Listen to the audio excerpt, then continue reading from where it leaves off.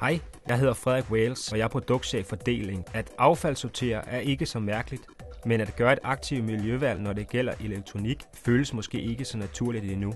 Siden slutningen af 2007 har vi lanceret en række energisparende produkter, og i dag skal vi kigge nærmere på DGS 1005D, som er en 5-port Dash Gigabit-port switch. Produktet har været på markedet et stykke tid allerede, og det her er generation 2. Derfor har vi ikke rigtig nogen karton.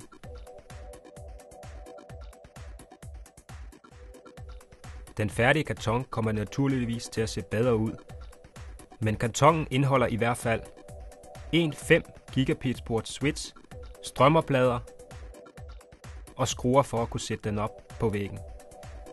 Generation 1 af DGS 1005D har fået rigtig gode anmeldelser af brugerne. Den har været populær og solgt rigtig godt. Det her er generation 2, og vi har gjort den lidt bedre. Den er hvid, lille, hurtig, flot, men frem for alt grøn. Hvis det var muligt at forvandle alle porte, vi har solgt, til Green Ethernet, så vil det modsvare ca. 1 års forbrug af el for 800 til 1000 villaer.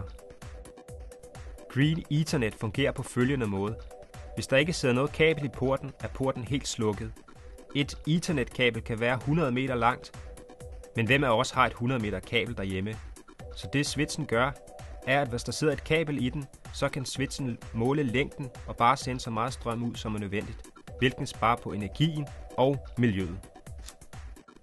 Det fine ved dette produkt, den er lille, hvid, hurtig og flot. 5 gigabit porte med Green Ethernet teknik. Den har Energy Star certifikat strømoplader.